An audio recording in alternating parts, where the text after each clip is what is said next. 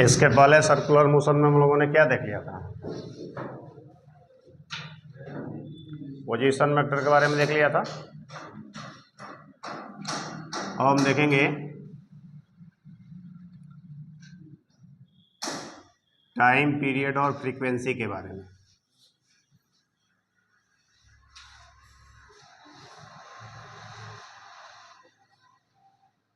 Time period और frequency, आवर्तकाल और आवृत्ति। ठीक है,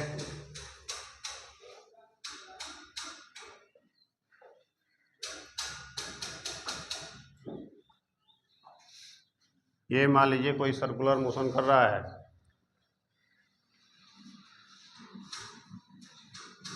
ये आपका सेंटर है। मान लीजिए ये एंटी क्लॉकवाइज डायरेक्शन क्या कर रहा है, मूव कर रहा है, कोई भी ऑब्जेक्ट है। ठीक है, तो एक साइकिल कंप्लीट करने में जितना टाइम लगेगा उसी को हम क्या बोलेंगे? टाइम पीरियड बोलेंगे। आवर्तकाल। टाइम पीरियड को हम टी से डिनोट करते हैं। किससे? कैपिटल टी से। कैपिटल टी क्या है? Time taken in to complete one cycle. To complete one cycle. बोलो, बात समझ में आई? इसकी यूनिट बता दो, क्या हो जाएगा? टाइम ही है तो सेकंड हो जाएगा। अच्छा, इसका डायमेंशन बता दो,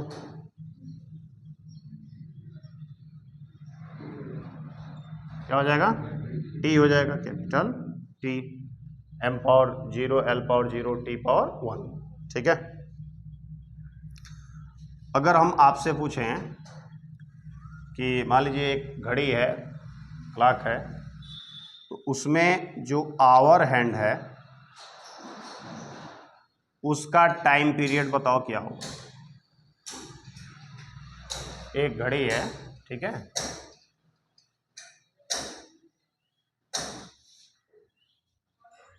तो ये जो घंटे वाली सुई होती है इसका टाइम पीरियड क्या होगा? एक साइकिल कंप्लीट करने में जितना समय लगे, तो एक साइकिल कंप्लीट करने में कितना समय लगेगा? तो इसका टाइम पीरियड क्या हो गया? 12 आवर। सेकंड में अगर निकालना चाहोगे तो 12 में 60 का मल्टीप्लाई कर दोगे तो मिनट में, फिर 60 का मल्टीप्लाई कर दोगे तो सेकंड में। इसी तरीके से अगर हम पूछ दें मिनट हैंड का टाइम पीरियड बताओ, अगर मिनट वाली सुई है, ठीक है, एक साइकिल कंप्लीट करने में कितना समय लेती है? हाँ, 720 मिनट।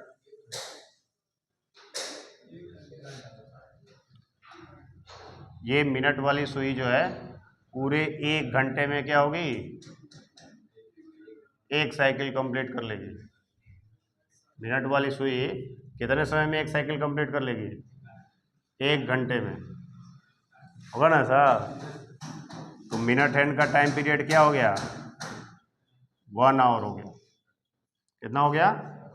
1 आवर। बोलो, बात समझ में आई? ऐसे ही अगर सेकेंड हैंड का कितना हो जाएगा? हाँ, 1 मिनट में सेकेंड हैंड की पूरी जो सुई होती है सेकेंड की, तो एक साइकिल क्या कर लेती है? 1 मिनट में कंप्लीट कर लेती है, यानी 60 सेकेंड में। ठीक है, तो टाइम पीरियड समझ में आया? टाइम पीरियड क्या है भाई? एक साइकिल कंप्लीट करने में जितना समय लगेगा उसी को हम क्या बोलेंगे? टाइम पीरियड बोलेंगे। ठीक है, फ्रीक्वेंसी की जब हम बात करते हैं, फ्रीक्वेंसी को हम एफ से डिनोट करेंगे। किससे?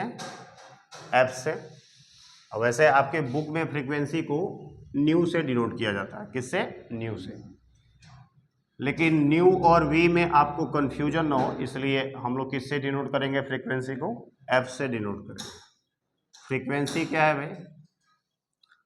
नंबर ऑफ साइकिल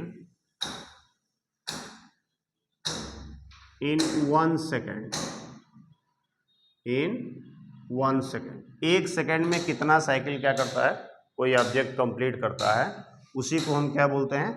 फ्रीक्वेंसी बोलते हैं। बात समझ में आई? 1 सेकेंड में जितना वो साइकिल क्या करेगा, कंप्लीट करेगा, उसी को हम क्या बोलेंगे? फ्रीक्वेंसी बोलेंगे। अच्छा ये बताओ, टी सेकेंड में, कैपिटल टी सेकेंड में कितना साइकिल कंप्लीट करेगा? कैपिटल टी सेकेंड में, टाइम पीरियड में कितना साइकिल कंप्लीट करेगा? एक साइकिल। अभी कैपिटल टी क्या चीज है? एक साइकिल कंप्लीट करने में लगा समय, तो कैपिटल टी सेकेंड में कितना? एक साइकिल कंप्लीट करेगा, 1 साइकिल कंप्लीट करेगा। ठीक है, तो अगर हम आपसे पूछ दें कि 1 सेकेंड में कितना साइकिल कंप्लीट करेगा? 1/t। ठीक है, और 1 सेकेंड में जितना साइकिल कंप्लीट करेगा उसी को हम क्या बोलते हैं? तो बताओ, फ्रीक्वेंसी इक्वल टू क्या हो गया? 1/t। ठीक है, फ्रीक्वेंसी इक्वल टू क्या हो गया? 1/t। या इसी को आप ऐसे भी लिख सकते हो कि t इक्वल टू क्या होगा? 1/f। बोलो, बात समझ में आया? अब जरा इसका यूनिट बता दो फ्रीक्वेंसी का, इसका फ्रीक्वेंसी की यूनिट बता दो, क्या हो जाएगी? हाँ, सेकेंड इनवर्स हो जाएगा। क्या हो जाएगा? Second inverse. या इसी को हम बोलते हैं हर्ट्ज। क्या बोलते हैं इसी को? हर्ट्ज बोलते हैं। ठीक है, या साइकिल पर सेकेंड, CPS, साइकिल पर सेकेंड। ठीक है, कहीं कहीं आपको ये भी लिखने को मिल सकता है, साइकिल पर सेकेंड, क्वेश्चन में ऐसे भी दे सकता है। तो साइकिल पर सेकेंड का मतलब क्या हो गया? 1 सेकेंड में कितना साइकिल कंप्लीट कर रहा है। सेकेंड इनवर्स लिख लीजिए, चाहे हर्ट्ज लिख लीजिए। इसका डायमेंशन बता दो फ्रीक्वेंसी का, क्या हो जाएगा? T इनवर्स हो जाएगा। क्या हो जाएगा? T इनवर्स होगा ना? कोई दिक्कत इसमें? तो फ्रीक्वेंसी आपको समझ में आ गई, टाइम पीरियड भी आपको समझ में आ गया, तो नोट कर लो।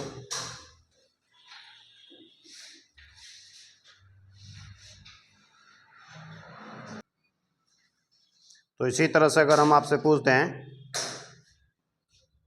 कि अर्थ का अपने एक्सिस के अराउंड रोटेशन का टाइम पीरियड बताओ, बता सकते हो? अर्थ का अपने एक्सिस के अराउंड, हाँ 24 आवर, ये तो होता है। और अगर आपसे पूछ दें कि सन के अराउंड रिवॉल्यूशन का अर्थ का टाइम पीरियड क्या होगा? 365 दिन। ठीक है, या थोड़ा सा एग्जैक्टली करोगे तो 365 दिन और 6 घंटे। ठीक है, वही 6 घंटे मिलके 4 साल में क्या होता है? एक दिन क्या हो जाता है? एक्स्ट्रा हो जाता है। नेक्स्ट है आपका एंगुलर डिस्प्लेसमेंट। एंगुलर डिस्प्लेसमेंट,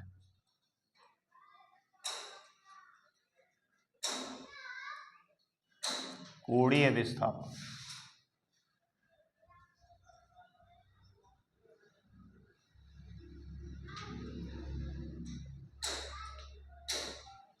इसको थीटा या डेल्टा थीटा से रिप्रेजेंट, थीटा या डेल्टा थीटा से रिप्रेजेंट किया जाए। क्या है एंगुलर डिस्प्लेसमेंट?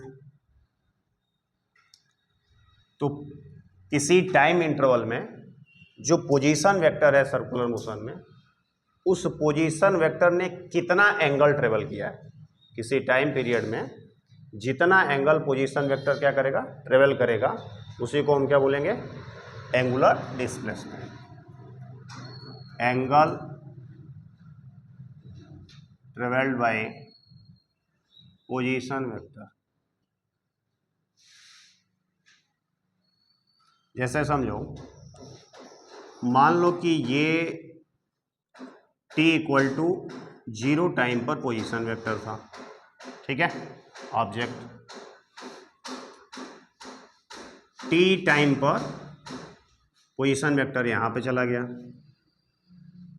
थीटा एंगल क्या हो गया, पोजीशन वेक्टर मूव कर गया।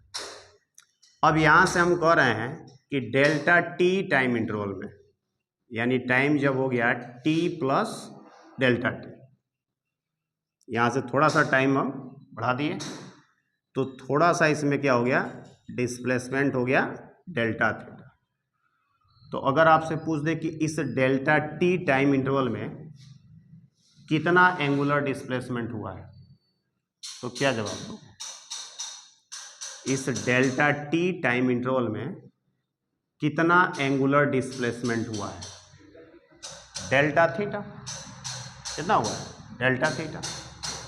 डेल्टा t टाइम इंटरवल में पहले पोजीशन वेक्टर ये था, और इस डेल्टा t टाइम इंटरवल में पोजीशन वेक्टर कितना एंगल घूम गया? डेल्टा थीटा एंगल क्या हो गया, घूम गया। ये डेल्टा थीटा आपका क्या हो गया, एंगुलर डिस्प्लेसमेंट हो गया। बोलो बात समझ में आई? डेल्टा थीटा किस टाइम इंटरवल में? इन टाइम डेल्टा t, ठीक है। लेकिन अगर आपसे हम इसी में पूछ दें कि t टाइम में कितना एंगुलर डिस्प्लेसमेंट हुआ है, तो थीटा, यहां से लेकर यहां तक t टाइम है ना, तो t टाइम में कितना हुआ है, थीटा हुआ। इसी में अगर हम आपसे पूछ दें कि t plus delta t time interval में कितना एंगुलर डिस्प्लेसमेंट हुआ है, तो थीटा प्लस डेल्टा थीटा। बात समझ में आ गई कि दिए गए टाइम इंटरवल में आपका पोजीशन वेक्टर जितना घूम गया हो, जितना एंगल क्या हो गया हो, घूम गया हो, उसी को हम क्या बोलेंगे, एंगुलर डिस्प्लेसमेंट, ठीक है। अब देखो इसको कैसे निकाल सकते हो। ये जो आर्क की लंबाई है, मान लेते हैं ये आर्क की लंबाई क्या है, डेल्टा एस। तो जरा बताओ डेल्टा थीटा बराबर क्या हो जाएगा, और अगर इसका रेडियस क्या है, आर है, तो क्या हो जाएगा, डेल्टा एस अपान, ठीक है। एंगुलर डिस्प्लेसमेंट कैसे निकल जाएगा, delta theta equal to delta S upon R. Delta S क्या है, तो उस टाइम इंटरवल में डिस्टेंस कितना उसने ट्रेवल किया है उसकी वैल्यू, ठीक है। डेल्टा टी टाइम इंटरवल में कितना डिस्टेंस तय किया है, डेल्टा एस, तो डेल्टा थीटा यानी एंगुलर डिस्प्लेसमेंट बराबर हो जाएगा डेल्टा एस अपान आर, ठीक है। यूनिट बता दो इसकी, रेडियन या डिग्री होगा, लेकिन रेडियन आपका क्या है, एसआई यूनिट, ठीक है। इसका डायमेंशन बता दो। हाँ ये तो डायमेंशनलेस है, बीमाहीन ये राशि। एंगल का कोई डायमेंशन नहीं होता है, ये आपको पहले ही बताया गया था, यानी m power 0, l power 0, t power 0, ठीक है। इसकी कोई बीमा नहीं होती है, कोई डायमेंशन नहीं होता है, ना तो एंगल का और ना ही आपका सॉलिड एंगल का, ठीक है। बोलो बात समझ में आई? अगर एंगुलर डिस्प्लेसमेंट समझ में आ गया है तो आप एंगुलर वेलोसिटी को भी आसानी से समझ सकते हो, ठीक है। किसको समझना है, angular velocity.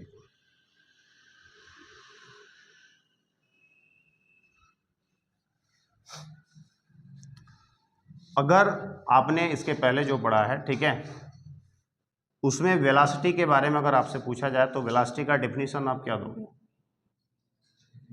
Change in position, ठीक है। चेंज इन पोजीशन का rate of change of position, ठीक है। और यहां पर भी वही बात है, सिर्फ एक वर्ड जुड़ गया है, क्या जुड़ गया है, angular.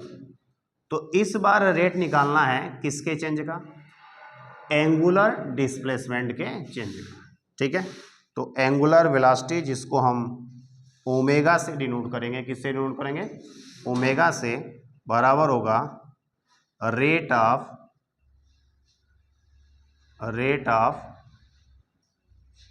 Change of angular velocity या चेंज इन एंगुलर वेलोसिटी कर रहे हैं, एंगुलर डिस्प्लेसमेंट।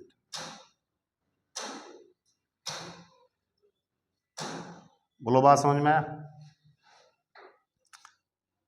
यानी ओमेगा बराबर क्या हो जाएगा, देखो अगर हम इस t से t प्लस डेल्टा टी के बीच का टाइम देखें तो डेल्टा टी टाइम इंटरवल में कितना एंगुलर डिस्प्लेसमेंट हुआ है, डेल्टा थीटा। तो अगर इसका रेट निकालोगे तो क्या आ जाएगा, rate of change of angular displacement. Time rate कह रहा है, सिर्फ रेट अगर बोल दे तो समझ है ना, टाइम रेट।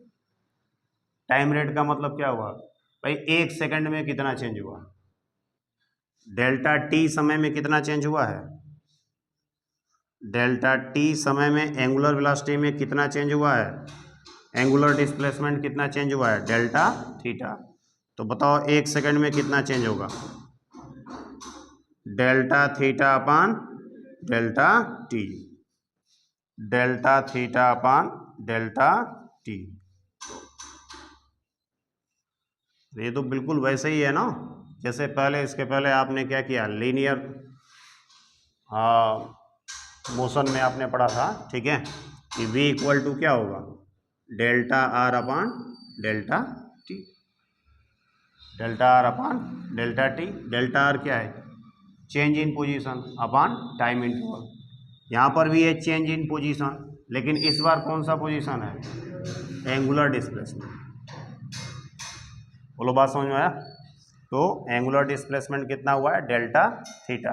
एंगुलर डिस्प्लेसमेंट का मतलब वही हो गया, change in angular position, change in angular position. ऐसे भी आप समझ सकते हो कि पहले थीटा पोजीशन पर था, फिर बाद में theta plus delta theta position पर आ गया, तो कितना चेंज हुआ एंगुलर पोजीशन में, तो डेल्टा थीटा चेंज हुआ।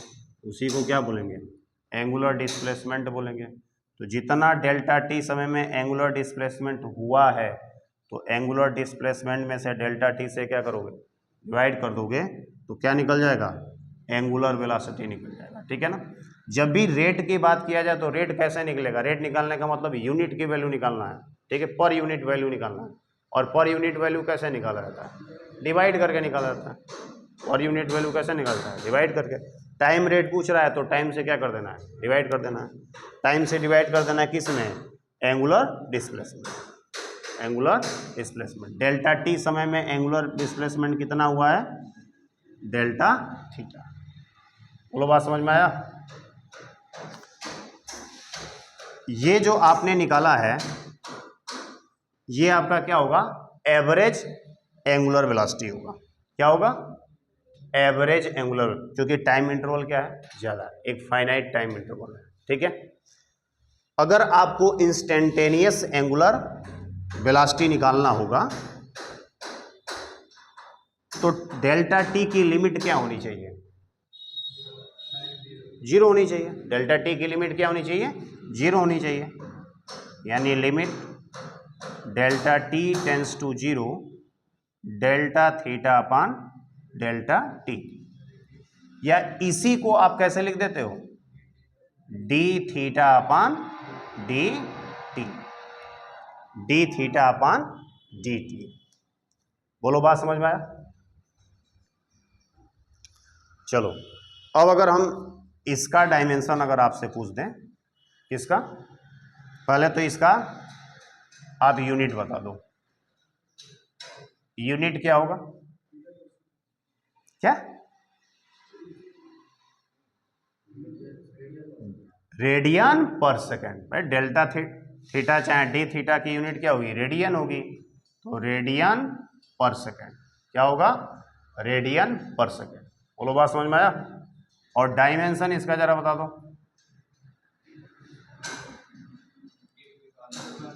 इसका तो कोई डायमेंशन नहीं होगा। और टाइम का डायमेंशन क्या होता है, टी होता है, ऊपर जाएगा तो क्या हो जाएगा, टी इनवर्स हो जाएगा। क्या इसका डायमेंशन किसी से मैच कर रहा है, किससे? फ्रीक्वेंसी से। अभी फ्रीक्वेंसी का डायमेंशन हमने निकाला था, यही निकला था। बोलो इतनी बात समझ में आई? कोई दिक्कत इसमें? अब देखो इसमें इन दोनों में एक इम्पोर्टेंट बात ये हमको जानना है कि ये दोनों ही क्या है? Vector quantity. दोनों ही क्या है? एंगुलर दोनों ही क्या? अगर डिस्प्लेसमेंट हम ऑलरेडी जानते हैं कि डिस्प्लेसमेंट क्या होता है?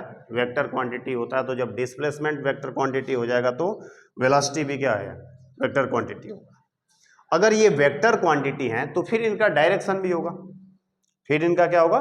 डायरेक्शन भी होगा। अगर हम एंगुलर डिस्प्लेसमेंट की बात करें तो सपोज दैट कि इसके डायरेक्शन को हमने मान लिया क्या? Positive direction. ऐसे अगर मूव कर रहे हैं यानी एंटी क्लॉकवाइज को हमने क्या मान लिया? Positive direction.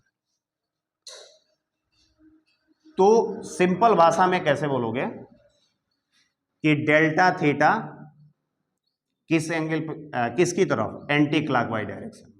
ठीक है ना? एंटी क्लॉकवाइज डायरेक्शन में कितना डिस्प्लेसमेंट हुआ है? Delta theta. ठीक है। अब मान लो अगर ये यहां से ऐसे इधर इसकी तरफ मूव कर रहा होगा तो कह दोगे क्लॉकवाइज डायरेक्शन में डेल्टा थीटा क्या किया है? मूव हुआ है। ठीक है। एंटी क्लॉकवाइज और क्लॉकवाइज, ये एक सामान्य भाषा में दिशा बता सकते हो कि या तो ये क्लॉकवाइज डायरेक्शन डिस्प्लेसमेंट हो रहा है या एंटी क्लॉकवाइज हो रहा है या क्लॉकवाइज हो रहा है। लेकिन ये एंटी क्लॉकवाइज और क्लॉकवाइज डायरेक्शन से क्या मैथमेटिकली इसको लिख पाओगे? मैथमेटिकली तो हम जानते हैं कि भाई अगर एक्स डायरेक्शन में है तो आई कैप, वाई डायरेक्शन में है तो जे कैप, जेड डायरेक्शन में है तो के कैप। इस एंटी क्लॉकवाइज और क्लॉकवाइज डायरेक्शन को हम मैथमेटिकली नहीं लिख पाएंगे। तो फिर अगर हमको मैथमेटिकली क्वेश्चन को सॉल्व करना होगा तो फिर इनका डायरेक्शन हम क्या करेंगे? ठीक है। इस तरह के क्वांटिटी को मैथमेटिकली अप्रोच करने के लिए एक रूल बनाया गया है, एक नियम बनाया गया है, और ऐसे क्वांटिटी को हम एक्सियल क्वांटिटी बोलते हैं, एक्सियल वेक्टर क्वांटिटी बोलते हैं। क्या बोलते हैं? Axial vector quantity.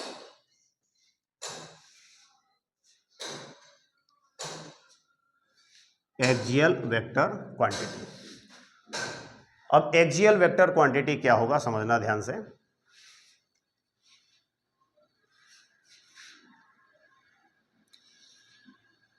मान लो डिस्प्लेसमेंट जो है ये एंटी क्लॉकवाइज डायरेक्शन में हो रहा है। किधर हो रहा है? एंटी क्लॉकवाइज डायरेक्शन में। तो हम क्या करेंगे? अपने दाहिने हाथ की उंगलियों को एंटी क्लॉकवाइज डायरेक्शन में मोड़ेंगे और अंगूठा जिस दिशा में जाएगा, अंगूठा जिस दिशा में जाएगा वही हमारा क्या होगा? एंगुलर डिस्प्लेसमेंट का डायरेक्शन होगा। एंगुलर डिस्प्लेसमेंट का क्या होगा? डायरेक्शन होगा। बात समझ में आई? यानी ये हमारा क्या हो गया? ऐसे अगर प्लेन के क्या हो गया? यह बाहर की तरफ, प्लेन के बाहर की तरफ अगर ऐसे मूव कर रहा है तो एंगुलर डिस्प्लेसमेंट का डायरेक्शन क्या हो गया? इस प्लेन के बाहर की तरफ, परपेंडिकुलर बाहर की तरफ। बोलो बात समझ में आया? ठीक है। अच्छा, इसी के अपोजिट मान लो कि क्लॉकवाइज डायरेक्शन मूव कर रहा है। डिस्प्लेसमेंट किधर हो रहा है? Clockwise direction. तो अपने दाहिने हाथ की उंगलियों को क्लॉकवाइज डायरेक्शन में मोड़ेंगे और ये जो आपका अंगूठे का जो डायरेक्शन है, ठीक है, वो एंगुलर डिस्प्लेसमेंट का क्या हो जाएगा? डायरेक्शन हो जाएगा। ऐसे क्रॉस लगा दोगे तो क्रॉस का मतलब क्या हो गया? अंदर की। ऐसे डॉट लगा रहे हो तो इसका मतलब क्या हो गया? बाहर की। ये वेक्टर डी थीटा का डायरेक्शन है। ठीक है। एंगुलर डिस्प्लेसमेंट का क्या है? डायरेक्शन है। तो हम क्या देख रहे हैं कि ये जिस प्लेन में मोशन हो रहा है उस प्लेन के एक्सिस की तरफ इसका क्या है? डायरेक्शन है। ऐसे ही वेक्टर को हम क्या बोलते हैं? एक्सियल वेक्टर बोलते हैं। ठीक है। इनके डायरेक्शन का मतलब क्या हो गया? इनके डायरेक्शन एक्चुअल में मोशन इनके डायरेक्शन में नहीं हो रहा है। अगर एक्सियल वेक्टर है तो एक्सियल वेक्टर के डायरेक्शन के परपेंडिकुलर प्लेन में मोशन होता है। एक्सियल वेक्टर के डायरेक्शन के परपेंडिकुलर प्लेन में क्या होता है? मोशन होता है। बोलो बात समझ में आया? ऐसे ही एंगुलर वेलोसिटी का भी अगर आपसे पूछ दिया जाए, एंगुलर वेलोसिटी का भी डायरेक्शन पूछ दिया जाए, तो एंगुलर वेलोसिटी भी क्या है, एक्सियल वेक्टर क्वांटिटी होगा। क्यों होगा? क्योंकि इसका डायरेक्शन तो वही होगा जो डेल्टा थीटा या डी थीटा का डायरेक्शन होगा। ठीक है, तो यह भी एक क्या है, एक्सियल वेक्टर है। इसका भी डायरेक्शन वही होगा जो डेल्टा थीटा का होगा, यानी प्लेन में, जिस प्लेन में सर्कुलर मोशन हो रहा है उस प्लेन के परपेंडिकुलर इनका डायरेक्शन होता है। देखो, अगर मान लो ये क्या है, एक्स एक्सिस है, ये क्या है, वाई एक्सिस है, तो हम यहाँ पर कह देंगे, अगर ये मान लो क्या है, जेड एक्सिस हो जाएगा, तो इसका डायरेक्शन किधर हो गया, जे के कैप की तरफ हो गया ना, और यहाँ पर क्या हो गया, माइनस के कैप। तो मैथमेटिकली रिप्रेजेंट कर लेंगे कि नहीं कर लेंगे? ऐसा अगर हमने बना दिया, एक आइडिया बना दिया, एक कॉन्सेप्ट बना दिया, तो आसानी से इनके वेक्टर, इनके डायरेक्शन को भी हम क्या कर सकते हैं, मैथमेटिकली रिप्रेजेंट कर सकते हैं। ऐसे अगर हमको रिप्रेजेंट करना होता है एंटी क्लॉकवाइज या क्लॉकवाइज डायरेक्शन, तो क्या मैथमेटिकली हम इस बात को रिप्रेजेंट कर पाते? नहीं कर पाते। इसीलिए ये एक कॉन्सेप्ट बनाया गया है ताकि हम मैथमेटिकली रूप से चीज़ों को समझ सकें या क्वेश्चंस को क्या करें, सॉल्व कर सकें। तो ये दोनों ही कैसे क्वांटिटी हैं, एक्सियल वेक्टर क्वांटिटी है, और एक्सियल वेक्टर क्वांटिटी का जो डायरेक्शन हम निकालते हैं, तो डायरेक्शन क्या होता है, परपेंडिकुलर